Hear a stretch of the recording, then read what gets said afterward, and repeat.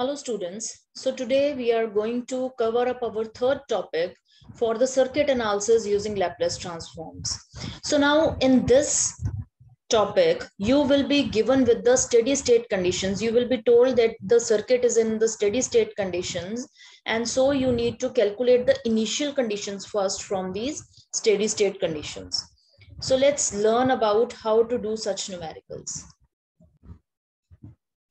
So till now, what we have done is without initial conditions, we all have done.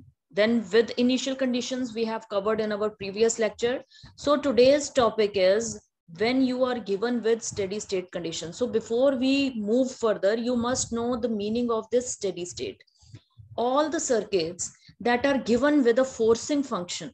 Forcing function means that you are giving it a voltage or a current to drive the circuit. So initially they provide us with some transient, and after some time they get a steady value. A stable value is achieved by the circuit. And we always say that the steady state is achieved when t approaches a long time, that we take always equals to infinity. But when it stabilizes to a value, then we say that the steady state has been reached. So this first part is always called as the transient response, while the later part is called the steady state response. So now we are going to find out that when the steady state conditions are given, then how we need to draw the circuit again. You need to record these steps that I have just written, because then we are going to move with your step number 1 and we will draw the circuit. So the very first step is apply a steady state condition and draw the circuit again. And from this circuit, you need to calculate your initial conditions that we were given here already in the numerical, but you need to calculate in your this portion by yourself. Then you need to proceed as you did in all of your first and second part as well, that you applied your KVL, KCL, then you went for your partial fraction expansion and so on. So let's come on to our step number 1, that is what are the steady state conditions and how your inductor and capacitor behave under steady state. So now we will see that how these passive components behave under steady state conditions. And this is very important to be noted to solve the numericals. Firstly, you should see that there is no change in the resistance under steady state or in the original condition. But when we talk about that a inductor in the circuit is under steady state, it is always replaced with a short circuit. And when we say that the capacitor is under steady state conditions, then it always behaves as an open circuit. So let's summarize these 2 points so that you should always remember that inductor behaves as a short circuit, while capacitor behaves as an open circuit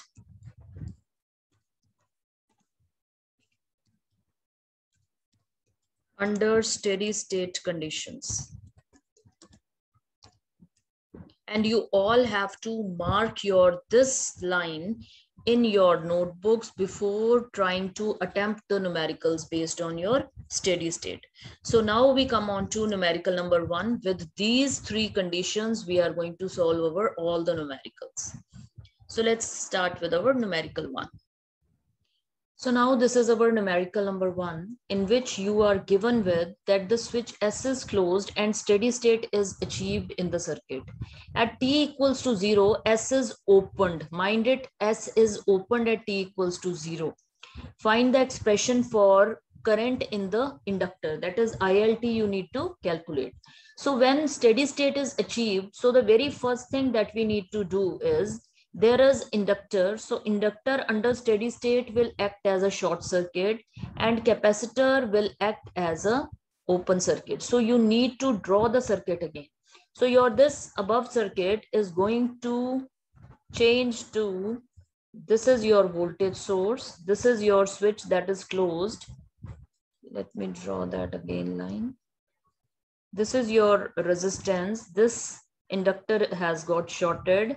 And this is your voltage. This is your capacitor that has got open circuited. This is your L, right?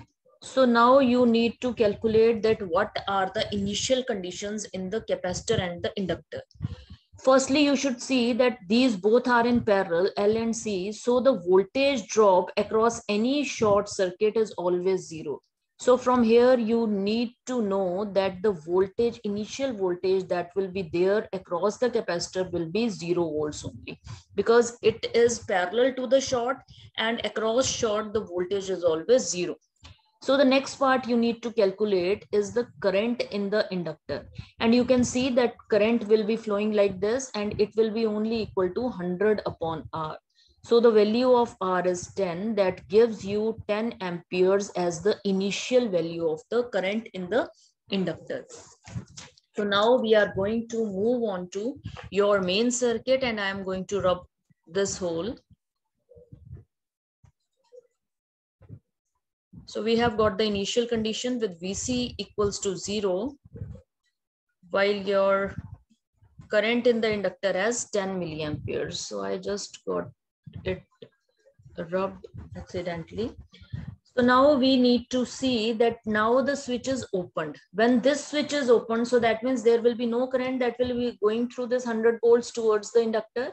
So we need to draw the circuit again. And I think that you all know that we will be left with only inductor and capacitor here.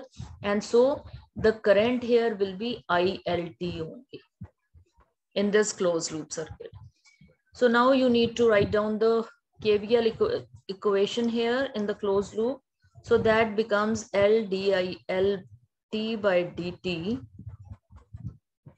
plus 1 upon C IL T dt equals to 0. So now again, it is the same process as we did our previous parts of with and without initial condition. You need to take the Laplace transform, but you need to put the value with initial condition. Like you need to get the values of initial condition in your derivative as well as the integral term. So now you got your, because here the value of voltage, initial voltage in the capacitor is 0. So you can skip your initial value in this integral term. So you get your L into S ILS minus IL0, that is 10, plus IL upon CS equals to 0. So now you need to put the values. So here L is equals to 1 Henry. So that will make it to be, this is minus 10, and this is equals to IL upon 20 into, you all know micro. So that is 10 raised to power of minus 6 into S equals to 0. So now I am going to take this constant term towards that side. So that is going to make this equation equals to 10. So now you need to keep your ILS terms together, and this will be equal to S plus, let's make it in the numerator, and this is 0, not 6, so you shouldn't get confused. So there are 6 zeros here, and in the denominator it is S. So this cancels out, and you are left with your 50,000 in the numerator. So now this all is equals to 10, and then you need to send your this value as to the other side as denominator. So this becomes equal to S square plus 50,000, and the S in the denominator will move in the above side, that is the numerator side. So now you need to find out, you have to make it in a, you all know this formula, I think, that your S upon S square plus omega square is equal to cos of omega t. So that means you need to find out the square root of 50,000 so that you can make it as S square plus omega square form. So if you are going to square your 223.6, you are going to get your this value back. And so now applying your inverse Laplace transform on your this one, you are going to get 10 cos of 223.6t as the answer for your ILT in amperes. So this is your final answer where the value of this omega is equals to 223.6. So this is our question 1. Now we will move on to your numerical number 2. So now we come on to your numerical number 2, in which you are given that steady state is achieved with S closed. Switch is closed and steady state has been achieved. Now at t equals to 0, switch S is open. So you need to calculate the value of IT. That is this one. So that means we have to apply the steady state conditions to calculate the value of your initial conditions of the inductor, because here only inductor is present. So you need to calculate what is the initial current in the inductor. So let's draw it again. You all know that inductor behaves as a short circuit. So let's replace it with a short circuit. The switch is closed in this condition. So I have closed the switch. So now you can see that your this value will get added up in this. This is your 16 volts, this is 4 ohm, this is 2 ohm, and this is 12 volt. So that means the current in this branch will be sum of these two. So the current, let's say this is I1t and this is I2t. Your IL0 will be having the currents I1t plus I2t. Now the value of I1t will be 12 upon 2 only, because when the current will come from 12 volts to here, it is going to find your this short circuited path and it will move here only. No current is going to go towards the right hand side circuit. Similarly, when the current from 16 volt will come here, it is going to find your this short circuited path and nothing will go towards left hand side. So there will be individual currents from these two. So it will be 16 by 4. So this gives you the value of 10 amperes. So the initial value of the current in the inductor is 10 amperes. So now we are moving back to the original circuit, and we are going to open the switch and write down the equations. So let me rub this whole thing.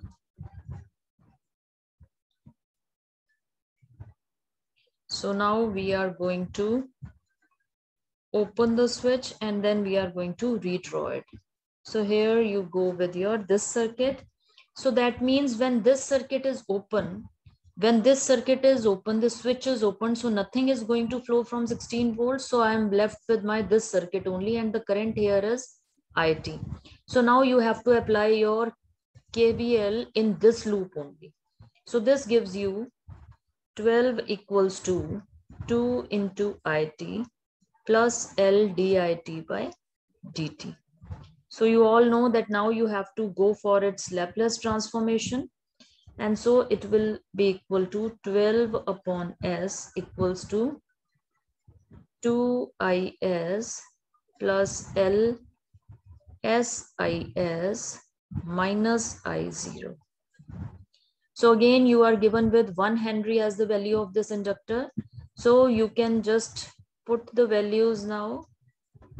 So it will be 2IS plus SIS and minus it will be 10. So take your this constant term towards this side. It will be equal to 10 plus 12 upon S. 12 upon S equals to, take IS out and it will be S plus 2 inside. So now your this term is going to be equal to 10S plus 12 upon S equal to IS into S plus 2. So taking S plus 2 in the denominator and going for the partial fractions, you are going to find out that your this thing is equal to A upon S plus B upon S plus 2. Finding the value of A and B, you are going to see that A's value is going to come out to be 6, while B's value is coming out to be 4. So putting these values here and taking the inverse Laplace transform will give you the value of your IT as 6 plus 4 into e raised to the power of minus 2t. So this is your final result of your this numerical. So now we are going to move on to your third numerical. So now we come on to your next numerical, and this numerical you are given with this circuit. You can see that at t equals to 0, you are given that switch S is getting closed. Now you need to read the statement. You have to find current IT, that is your this current. Assume circuit has reached steady state at t equal to 0 negative. What does that mean?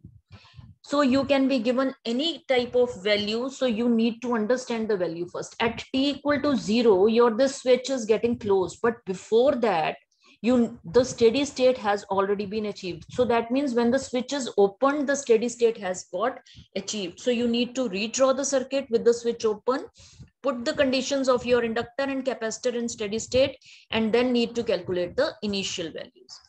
And the foremost thing that you need to do is this needs the source transformation. You can see that these both are in parallel, and so that makes it to be a perfect voltage source along with the resistance. So this will be your 4 ohm and this will be your 4 volts. So we will be replacing your this thing with this source transformation. If you don't know about source transformation, then you need to go to the lecture on your theorems, and then you need to learn the source transformation method and come back here.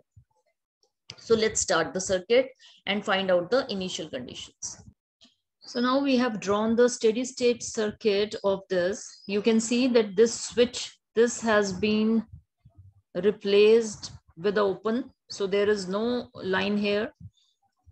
Similarly, you can see that this 1 Henry has been replaced with a short circuit, while your this 0.5 Farad has been replaced with the open circuit. So you can see that when the circuit is open, so there will be no current in the inductor. So your IL0 will be equal to 0 because the circuit is open, no current is going to flow. But what about your voltage in the capacitor, initial voltage? Always there exists across these open terminals the voltage that is there in the circuit. So you need to calculate what is the total voltage. You can see that there are two voltage sources and check the polarity of them. This is negative, positive, positive, negative. So that means opposite polarity is there. So that makes it to be 40 minus 4 volts equals to 36 volts. So we have got the value of your initial voltage. Now we need to go back to our original circuit and apply our KVL there. So again, I am going to draw the circuit because now there are two loops. This switch S has got closed. So now we have got two loops and two currents will be there. So this will be I1T and this is with I2T.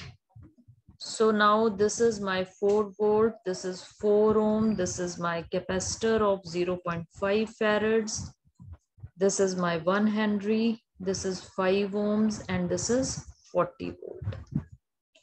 So now I am going to apply my KVL on loop 1 first. So that makes it to be 40 equals to 5 I1T plus L is 1. So it will be di1t by dt.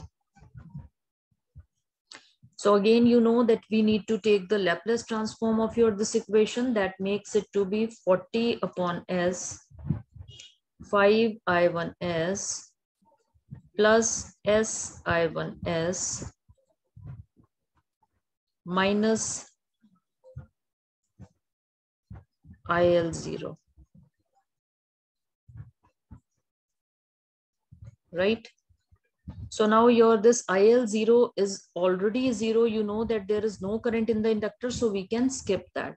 So again, rearranging your these terms. So this will be giving you I1S into S plus 5 So that means your I1s will be equal to 40 upon s into s plus 5.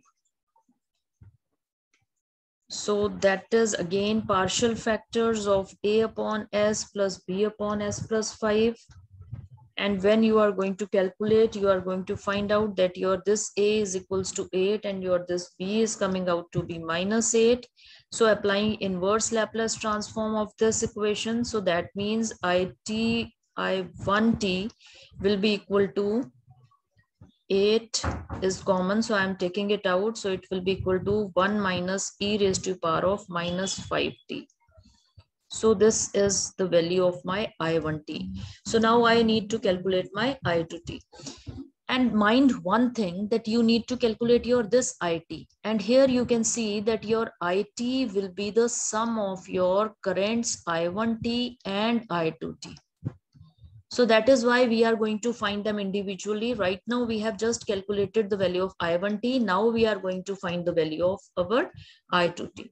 So let me rub out here, and then we are going to write the equation for your loop 2 to calculate the value of I2t. So now applying your KVL on loop 2. So this will give you the value 4 equals to 4 I2t plus 1 upon C I dt. So Laplace transform of this equation will give you 4 upon S, 4 I2, let me put I2 here. So I2S plus I2S upon CS plus V0 by S. So now we need to know the value of our this voltage, as I told you in our previous lecture also, that it will be positive or negative. So when we calculated the value of 40 minus 4, so its polarity should be the same as that of our 40 volts.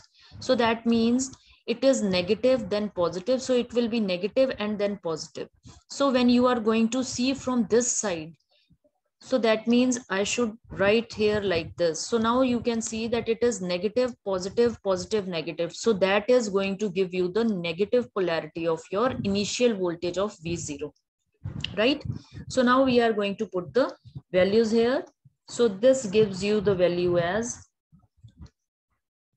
4 upon S, 4 I2S. Now your 1 upon 0.5 will be equal to 2 only.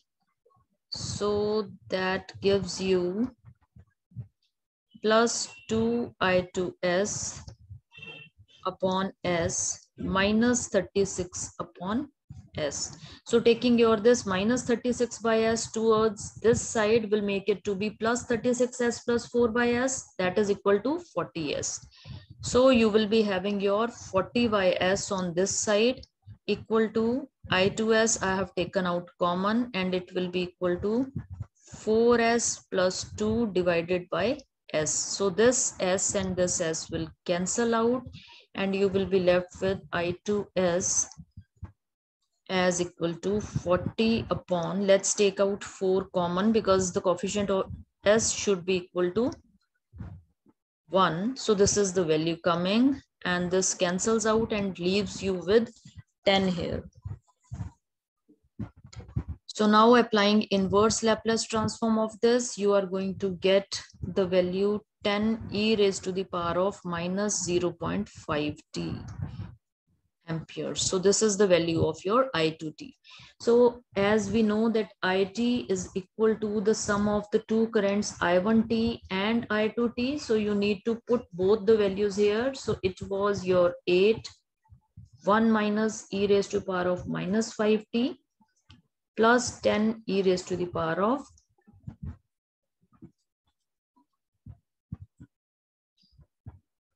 minus 0.5t as the complete answer for your IT. So that's all for now. So in the next lecture, we will be going for the transfer functions and how to find out the output when the inputs are given. So that's all for now. Thank you so much.